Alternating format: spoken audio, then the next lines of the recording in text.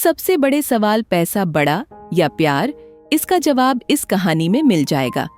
Rahul drawing room में बैठकर TV देख रहा था। प्रिया और कमला देवी दोनों किचन में थे। प्रिया बर्तन मांज रही थी और कमला देवी सुबह के नाश्ते की तैयारी में लगी थी। 9 साल की रूही स्कूल जाने की तैयारी कर रही थी।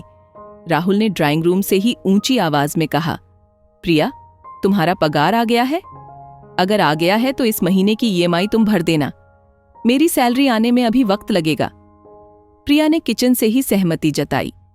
जी, जरूर भर दूंगी। इस बातचीत से रूही के कान खड़े हो गए, क्योंकि कल ही तो उसके स्कूल में सैलरी के बारे में सबको समझाया गया था। उसमें बताया गया था कि हर काम के लिए एक निश्चित रकम मिलती है, जिसे सैलरी कहते हैं। इस बात की याद आते ही वह तुरंत किचन में दौड़ी। उसको अचानक दौड़ते देख राहुल भी उसके पीछे पीछे गया। रूही ने अपनी दादी कमला देवी के पास जाकर उनसे पूछा, दादी, आपको सैलरी नहीं मिलती क्या?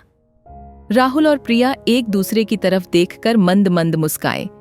कमला देवी ने रूही को समझाते हुए कहा, बच्चा, तुम्हारे मम्मी पापा ऑफिस जाते हैं, इसलिए उन्हें सैलरी मिलती है। मैं तो घर पर ही रहती हूं ना, इसलिए मुझे सैलरी नहीं मिलती। रूही को यह बात समझ नहीं आई तो वह बोली, दादी, आप भी तो कितना सारा काम करती हैं। सुबह जल्दी उठकर नाश्ता बनाना, खाना बनाना, पूरे घर की सफाई करना, कपड़े धोना, मुझे ट्यूशन पढ़ाना और बाजार जाकर राशन तरकारी लाना, और भी पता नहीं क्या क्या। आपके इन्हीं सभी कामों की वजह से तो पापा और मम्मी निश्चिंत होकर काम पर जा पाते हैं और मैं भी स्कूल में अच्छे नंबरों से पास हो पाती हूँ। तो क्या इन कामों की कोई वैल्यू नहीं है? रूही की बातें सुनकर कुछ पलों के लिए सब शांत हो गए। 9 साल की बच्ची की सोच गलत नहीं थी। राहुल और प्रिया के पास कोई जवाब नहीं था, लेकिन कमला देवी के पास था। वह बोली, किसने कहा मुझे सैलरी नहीं मिलती? मुझे पैसों के रूप में सैलरी नहीं मिलती, लेकिन मुझे जो सैलरी मिलती है उसकी कीमत कोई आंक ही नहीं सकता। मैं घर की जिम्मेदारी संभालती हूँ तो तुम्हारी मम्मी एक दोस्त के रूप में मदद करती है। तुम्हारी मम्मी की दोस्ती मेरी सैलरी है। जब मुझे पैसों की जरूरत होती है और मैं तुम्हारे पापा से कहती हूँ तो वह बिना कोई सवाल किए झट से पैसे निकाल कर दे देते हैं। यह विश्वास मेरी सैलरी है, और तुम जो मुझे इतना प्यार करती हो और मेरे बारे में इतना सोचती हो, वह तो मेरा बोनस है। अब बताओ, क्या मुझे किसी से कम सैलरी मिलती है? दादी की बातें सुन रूही खुश होकर उनके गले लगते हुए बोली, अरे वाह दादी, आप तो बहुत अमीर हैं। सबके चेहरों पर बड़ी मुस्कान आ गई। प्रिया कमला देवी के पास आकर उनका हाथ पकड़कर बोली, मम्मी जी, हमने कभी इस बारे में सोचा ही नहीं, लेकिन आपको कभी विचार नहीं आया कि आपको भी सैलरी मिलनी चाहिए? कभी कभी, वह भी जब तुम लोगों को कुछ खरीद कर देना होता है तब थोड़ा सा बुरा लगता है, कमला देवी ने हिचकते हुए कहा। रूही बीच में ही बोल पड़ी, तभी तो मैं कह रही थी दादी, आप ट्यूशन शुरू कर दीजिए। राहुल और प्रिया ने कमला देवी की तरफ देखा। ये क्या माजरा है मम्मी? राहुल ने पूछा। अरे कुछ नहीं बेटा, ये रूही बस बातें बना रही है।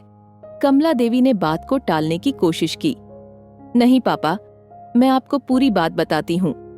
मेरी फ्रेंड रिंकू की मम्मी एक बार मुझसे पूछ रही थी कि मैं क्लास में अव्वल कैसे आती हूँ। जब मैंने कहा कि दादी मुझे पढ़ाती हैं तो वह बहुत हैरान हुई। फिर अगले दिन वह हमारे घर आई और दादी से कहा कि रिंकू और उसके कुछ दोस्तों को भी ट्यूशन दें, लेकिन दादी ने मना कर दिया क्योंकि उनके पास बहुत काम था। राहुल बोला, माँ, आपको ट्यूशन पढ़ाना चाहिए, आप बहुत अच्छा पढ़ाती हैं। रही बात घर के कामों की, तो हम उसके लिए एक काम वाली रख देंगे। आप अपना वक्त ट्यूशन पढ़ाने के लिए दीजिए। बेटा, बहू और पोती ने मिलकर आखिरकार कमला देवी को ट्यूशन चलाने के लिए मना ही लिया। 1 महीना बीत गया।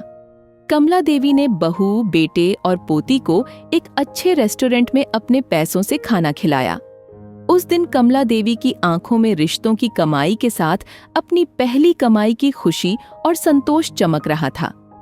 इस कहानी से हमें यह सीख मिलती है कि घर के काम और जिम्मेदारियां भी उतनी ही महत्वपूर्ण हैं जितनी बाहर की नौकरी। एक गृहिणी या परिवार के बुजुर्ग सदस्य जो घर संभालते हैं, उनके काम की कीमत पैसों में नहीं आंकी जा सकती, लेकिन उनके योगदान से परिवार के बाकी सदस्य अपनी जिम्मेदारियां आसानी से निभा पाते हैं। यह भी दिखाता है कि छोटी छोटी खुशियों और प्यार से मिले रिश्ते की कमाई सबसे बड़ी सैलरी होती है।